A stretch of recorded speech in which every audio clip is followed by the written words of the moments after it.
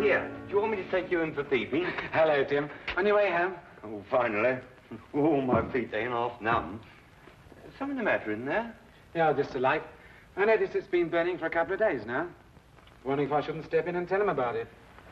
I reckon they must have left it burning by mistake, you know. They'll know all about it when they get their gas bill next month. Yeah, I know. It seems a shame, though, doesn't it? Still, I don't think it'll do much harm to go and ask them if they know it's on. I hope they didn't tell you to mind your own business and pack you off. Well, I'm just going to have my pint before supper. Cheerio. Cheerio, Tim.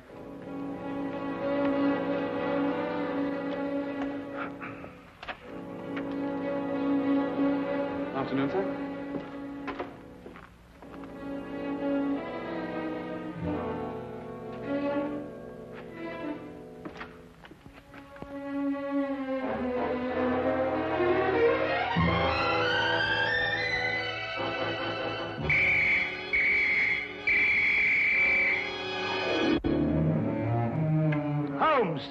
Poison?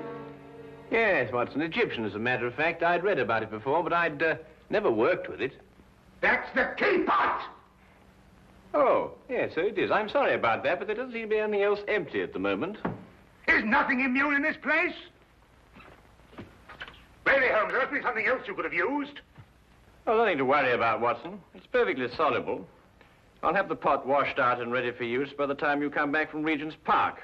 You can save yourself the trouble. That's the last drop I'll ever drink out of that pot.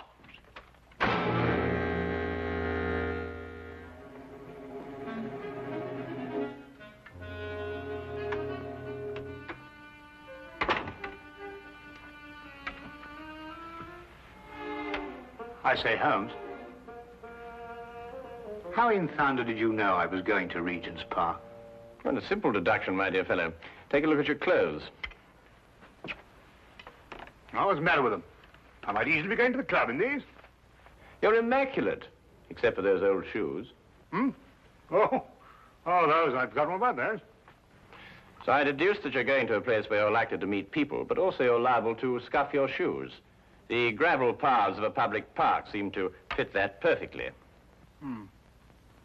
But why Regent's particularly? We're lunching at 12:30, and since it's now nearly 11, I assume that your choice of parks is limited to the most convenient one, that being Regent's, of course. Simple deduction, really. I wonder who that can be this time of the morning. Would you care to deduce it, Watson? No, I think it'd be simpler if I just open the door. Would you be Mr. Sherlock Holmes? No, but won't you come in? It's Mr. Holmes I got to be finding. I am Sherlock Holmes, madam. Won't you be seated? I will that. Sure, I've lost a bit of my breath. Have you come far? Clean up from Chelsea, I have, sir. Well, that's a long way indeed. May I introduce my very good friend and colleague, Dr. Watson? Good morning to you. My name's Dugan, sir. Mary Dugan. No doubt you find it a bit odd having a stranger burst upon you in the height of the morning like this, but I've come from a house black with sorrow to ask your help. 'Tis the house I work in. Is there some difficulty in the house? Difficulty? Aye, and more. There's murder. Ah, murder, is it? Now, this is most interesting. Won't you go on, Mrs. Dugan? 'Tis the master of the place himself, Mr. Harringway, that's dead. Found by the bobby of our street. Filled with a dose of something with a great long name, the old man was. But surely if he was found by the police... The police? Sure, it is them that brings me here. For they've come and rode young Mr. Vernon off to jail for committing the crime. Mr. Vernon? Aye, a strapping lad who's soon to marry Mr. Harringway's stepdaughter, Janet. I gather that you're not in agreement with the police, Mrs. Dugan. Hush, well, that's the problem. That's what's been torturing me all through these black nights and making my life unbearable. For you see, Mr. Holmes, it was my testimony, and my testimony only, that's put Mr. Vernon in jail. It's because of what I told the police that he's sitting in this cell this very moment waiting for his time to go. And yet you believe that young Vernon is innocent. I'm certain the lad's innocent. Sure, I feel it in me bones. Yes, but I say, didn't you tell the police the truth? I told them the truth, sir, but somehow, unbeknownst to me, I must have lied. Perhaps you'd better start your story from the beginning, Mrs. Dugan. Aye. Well, it all happened last Friday afternoon. Late in the afternoon it was, for I was soon to be leaving the house, having the weekend off as I do. It would be about 5 o'clock when there was suddenly a great clatter upon the door.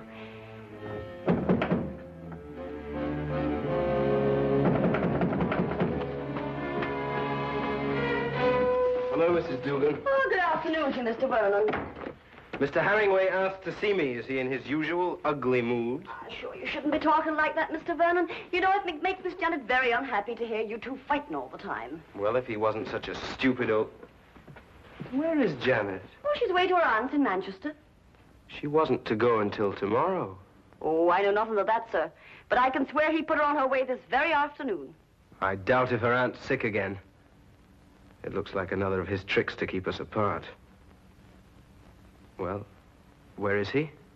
In his study. He's asked me to show you right in. Just a minute. My coat. I forgot something.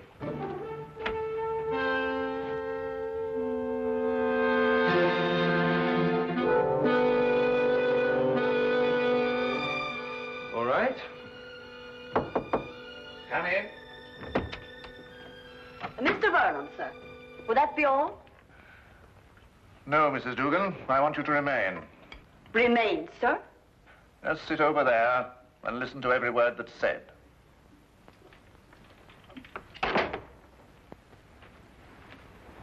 What is this? What have you got in your mind now? Young man, I have a very simple offer to make. And I want Mrs. Dugan here to be witness to it. Well, what kind of offer? I'll give you £1,000 to clear out of Janet's life. You must be out of your mind. On the contrary. Only a fool would refuse such beneficence. You disgust me. Your tastes don't interest me. I want only to rid you from Janet's life. Stay right here. I intend to finish. I happen to be in love with Janet. But I could hardly expect you to understand a thing like that. £1,000 is a lot of money. And for you, probably more than you'll ever have the rest of your life. Think of it. £1,000 just for clearing out. When I clear out, as you put it, I'm going to take Janet with me. I warn you, this is your only chance to gain anything. You must always win, mustn't you? Every little thing has to be your way. Even if it means destroying your daughter's happiness. I'm not interfering with her happiness. I only want to cleanse her life of a bit of trash. You may have had her under your fist all her life, but she'll break away now. No matter what you do, Janet's going to marry me. Mr. Herringway! Medicine. My medicine in the cupboard in the next room. I'll get it. Green bottle on shelf.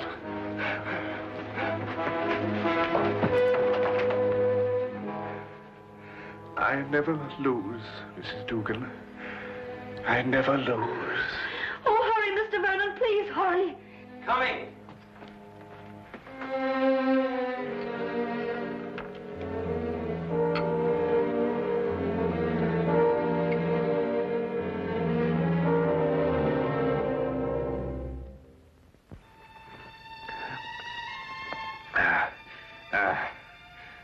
Thank you.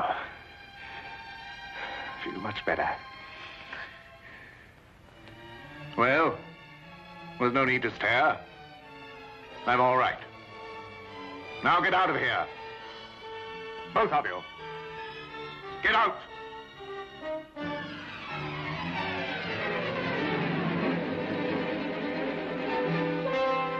Get out.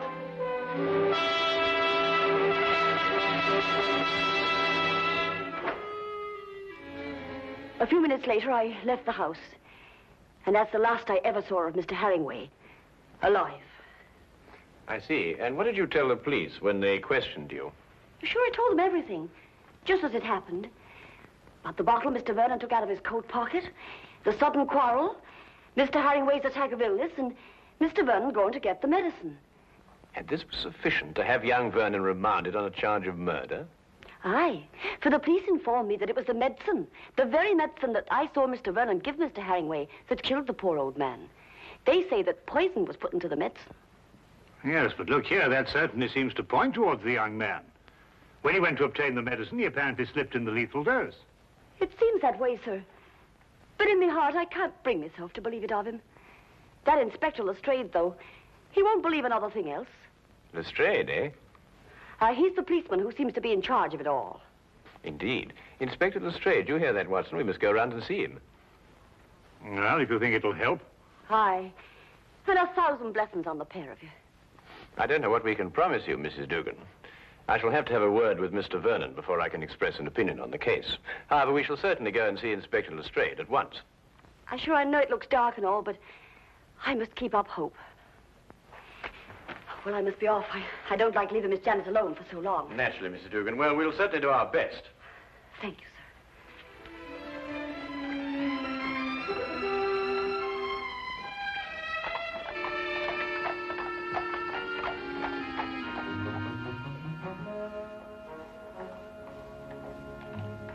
I can't see any reason for it.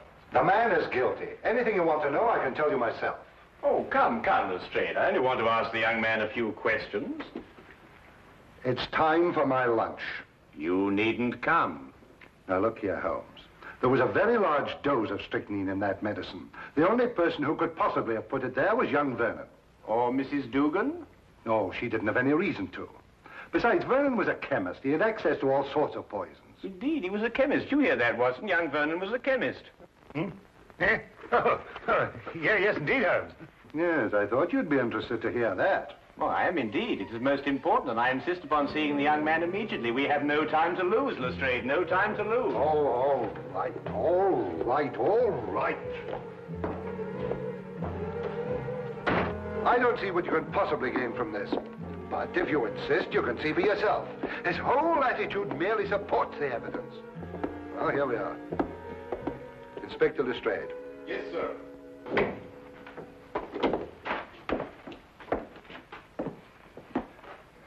Well now, Vernon. Well now, Inspector. How many times a day are you going to bring me up here and subject me to your idiotic questions?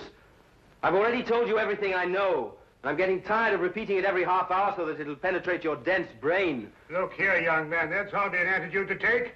You're charged with the most serious crime. Indeed, I am. And since it appears I'm to pay for it, my only regret is that I didn't have the pleasure of committing it.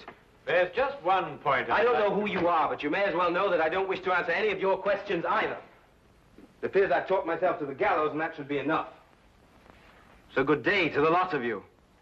Good day to you, Mr. Vernon, and thank you very much. You've been most helpful.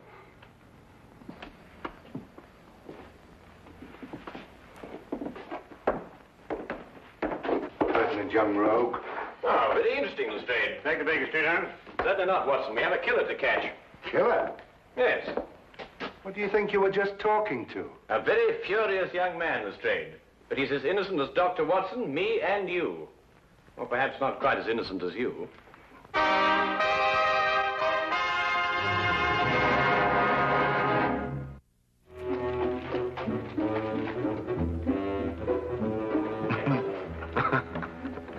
What can you possibly find to be so amusing? Huh?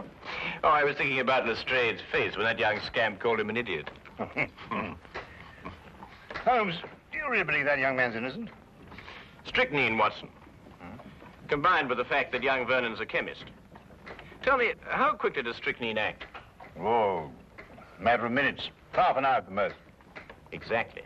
He did not know that the house would be empty when he went to visit old Mr. Herringway. He fully expected that Mrs. Dugan and Janet would be there. Right enough. Mr. Dugan indicated that. All right.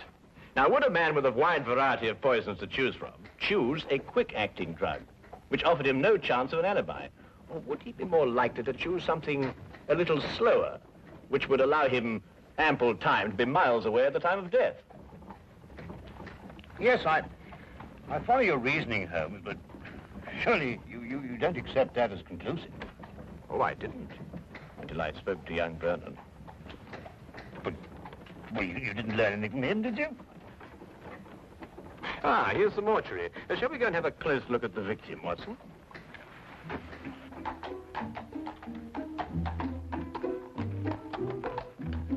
Holmes asked to see the medical examiner's report, and as we prepared to enter the mortuary, he explained his theory that Vernon's violent temper didn't fit into the cold-blooded pattern of this crime. A particular sort of fellow, our friend Herringway. Oh, why do you say that? Well, notice the well-kept hair, the neatly trimmed moustache. Mm-hmm. Wasn't so particular about his hands, was he? What do you mean, Watson? Well, look, the dirt definitely packed in under those nails, even gone into the cuticles. I say it's a bit incongruous with this perfect manicuring. Yes, especially as this hand's absolutely immaculate. Wait a minute, Watson. What? This isn't ordinary dirt. This is soil. Well, amateur gardener, perhaps. These hands never did any gardening. They display a lifelong devotion to immaculate cleanliness. And this hand obviously became dirty too near to death to be cleaned. Mr. Holmes, here's the report you asked for, sir. Oh, thank you. What are you looking at that for, Holmes? You know the cause of death was strychnine. This should interest you, Watson. Listen. The blood test indicated an extreme leukocytic state, sufficient to be diagnosed as advanced leukocythemia. Well, Mrs. Duggan said he was ill, but not to that extent. Watson, tell me, how long do you estimate Herringway would have lived had he not been given that dose of strychnine? Well, it's difficult to judge with this information, but I'd say, well, certainly under a year. And we are looking for someone who couldn't afford to wait a year. An impatient murderer. Then that fits in with Vernon's violent temperament. It appears so, Watson. It appears so. And yet there's still something missing. A bottle. A little mysterious bottle. Watson, would you go and collect Mrs. Dugan and take her round to Vernon's apartment? Ah, yes, of course. What will you be doing meantime? Oh, I'm going over to Vernon's place now. There are a few things I want to check over before you arrive. But it's bound to be locked up. How are you going to get in? Oh, with a key. Have you got the key to Vernon's apartment? I hope so.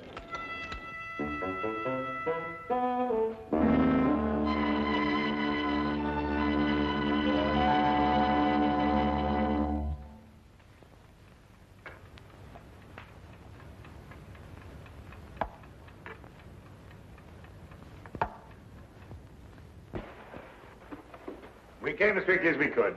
Thank you, Watson. Do you think it's proper bursting into a strange man's apartment like this? Well, it isn't proper in the least, Mrs. Dugan, but if we're going to help young Vernon, I'm afraid there's very little choice. What is it you want me to do? Do you believe, Mrs. Vernon, that you could identify the bottle that he took from his coat pocket on the day of the murder? Yes, I think I can. Good. Then would you mind examining these and take your choice, if any?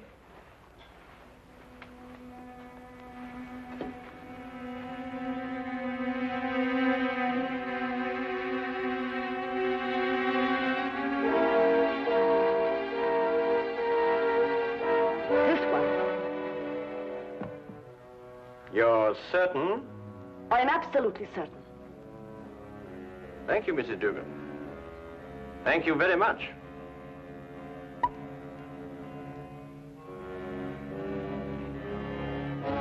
Holmes! It's all right, Watson. It's quite harmless. It's oil of cloves. Oil of cloves? Mrs. Dugan, I presume that your employer was a teetotaler. Oh, he was that.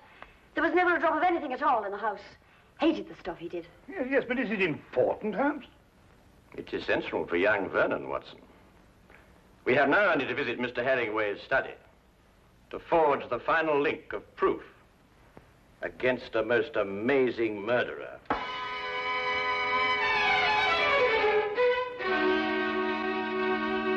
Really, Miss Herringway, I hope you realize that in this case I find myself in a particularly difficult position. But as a police officer, I have no alternative. I must follow the dictates of the law. But Tom didn't do it. He couldn't have done it. It just can't be. Precisely the opinion I expressed to you this morning, Lestrade. Holmes. Miss Janet, this is Mr. Sherlock Holmes, and this here gentleman's Dr. Watson, his friend. It is because of me that they're here. You see, I went to them begging for the help. Help? It was your fiancé's arrest that prompted Mrs. Dugan, I believe. I see. Sit down, please. Well, really, Holmes, why do you persist in this? I've always had the greatest respect for your ability, but in this case, well, you astound me. Oh, now, come along, Lestrade. Well, it's true. Vernon had access to poison. He was here when it was taken. And above all, look at the motive. Just look at the motive. Who else had such a motive? Who else? Inspector, you didn't know my stepfather. He was a tyrant who loved nothing, no one. His whole ambition was power, and his whole pleasure was to rule. To my stepfather, my marriage meant only a loss of power, part of his kingdom, and he fought it in every way. Life here became unbearable after I met Tom. Mrs. Dugan can testify to that. Well, 'tis true he was not a kindly man, and he did begin to get a bit odd of late. I see. There were some flowers in this room. Where are they? Flowers, sir? Holmes. Now he's interested in flowers. Petunias, perhaps? Mrs. Dugan? Why, sure, I put them out in the yard to get a bit of sunlight, sir. So dark it was in here. Then there were some flowers. Mrs. Dugan, would you be kind enough to fetch them, please? Yes, sir. Holmes, what have flowers got to do with... Watch. You know, Inspector, your difficulties in this case really must be overlooked. Do you know that you've been deliberately duped? And very cleverly, I might add. I haven't been duped at all. I've got my man. Now, you see, you were looking for a murderer, whereas, of course, there isn't one. First it's petunias. Now there's no murder. There's a body, but no murder. You see, Mr. Herringway committed suicide. There was no indication of suicide whatsoever. No message, nothing. Well, naturally there was no indication of suicide, because it was deliberately planned to look like murder. Are you serious?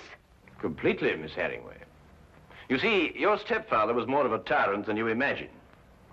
Losing you to Vernon meant losing power. And so, first of all, he tried to bully him.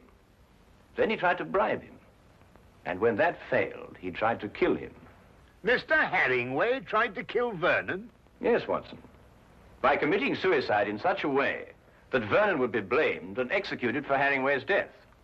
The stage was set, the heart attack was feigned, and Vernon was sent to get the medicine. If Herringway took the poison himself, where did he hide the bottle? Of course, that's right. The poison acted too fast for him to dispose of the container. But he did dispose of the container, Watson. And if my theory is correct, it should be in one of the two flower pots that Mrs. Dugan is holding.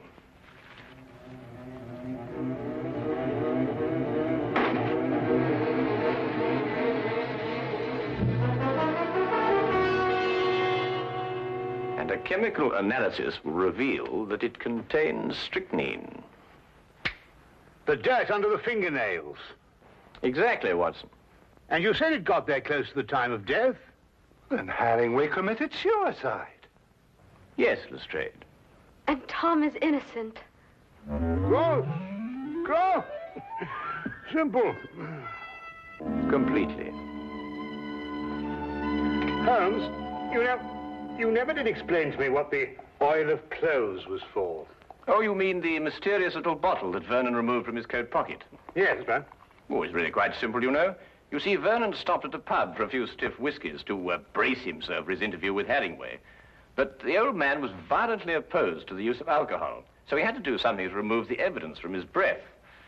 Oil of cloves is quite common for that purpose. Ah, I see. Tea? No, none for me. No, I've had some before. My digestion is not quite up to it. Your digestion? Yes, I forgot and mixed our tea with some of that rare Egyptian poison.